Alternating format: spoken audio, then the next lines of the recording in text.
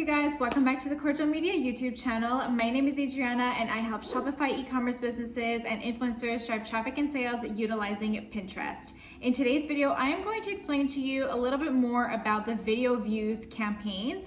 We're gonna break down what kind of campaign this is used for normally, how to use it in your best interest, and maybe we'll even talk about whether or not it's a good fit for your business. But before we dive in, don't forget to hit the big red subscribe button and to hit the bell to be notified every single time I post a new video here on the Kordial Media YouTube channel. Without further ado, let's dive into the video. First things first, what are video views campaigns really used for? You would think that they would be used to gain some video views, drive some traffic, perhaps even drive some conversions. Ultimately, video views on Pinterest are best utilized if you are trying to gain engagement on your Pinterest account through page strategies, or if you're looking for brand awareness. So if you already have a few conversion campaigns running, you have maybe a dynamic retargeting going, your ads are looking good and you have like a decent ROAS that you're happy with, but you're looking to just expand your brand awareness on the platform and you have tons of video content, then the video views campaign may be the right fit for you. I like to use it, again, if I'm looking for brand awareness. It does lead to outbound clicks and therefore traffic, but ultimately the algorithm optimizes in order to gain as much view time on your videos as possible and therefore expanding your brand awareness. This is awesome if you're looking to build a Pinterest audience of just people who have engaged with your pins.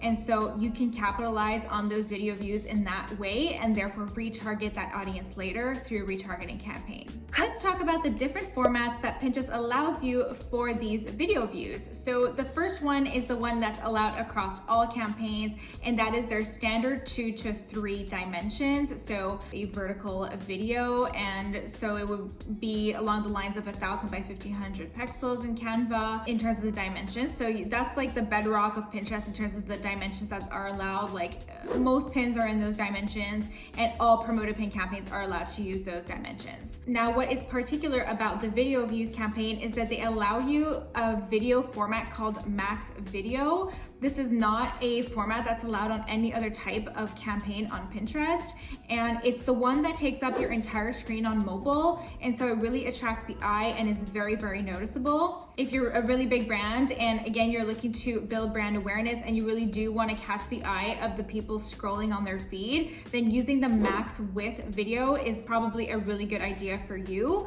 It's very simple for you to probably extract a YouTube video that you've used in the past or perhaps a reel and just to reformat it for those dimensions. It is a square format, and so I will get you the exact dimensions here on the screen, but it could be really interesting for you to utilize and get some traction with as well. If you're wondering how to actually optimize your promoted pin campaigns, you can download my promoted pin cheat sheet code in the description box below that outlines different scenarios that you may see on your promoted pins and how to optimize them accordingly. Do the video views Pinterest ads have campaign budget optimization, also known as CBO? The answer is actually no. There's no CBO as of now on video views campaigns on Pinterest. It doesn't mean that it won't come in the future, but right now it's not available.